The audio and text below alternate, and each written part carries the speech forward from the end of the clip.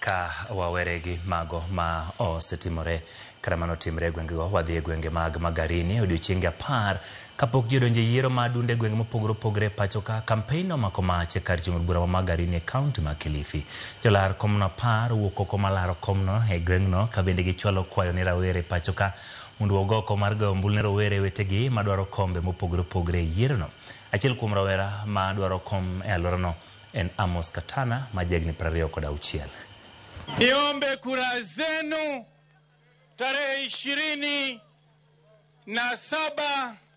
mwezi huu na mwaka huu mkaweze kuniregesha pale kitini, mukathibitishe Kenya nzima ya kwamba mulipiga ndipo na munarudisha ndipo na zaidi. Tunganganie hizi nafasi kwa sababu tumejua tuko peke yetu, na tusipofanya basi tujue wakati wetu unapita.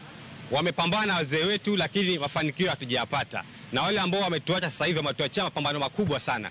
Msilale vijana, mapambano ndo bado, tupambane, tunganganie viti na pia tuchukue kura kwa wingi. Nimeshirikiana na nyinyi kwa shida, kwa raha, na leo nimekuja kwenu kumuomba. Wengi wakija pale kwangu wana shida, na shirikiana na nyinyi. Leo nimekuja kwenu mjana heri, mimi naishi hapa.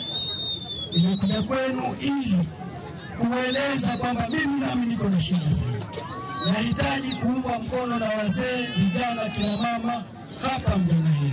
We are calling upon the IEBC to conduct a free and fair elections because whatever we've seen in Magarini so far is that the campaigns have been peaceful and the aspirants have been doing a very good job so far. And we are calling upon the electorate also, the voters, on the day of election, the by-election on the 27th, please come out in numbers because this is your opportunity, the opportunity of change, the opportunity that you've been calling to make a change.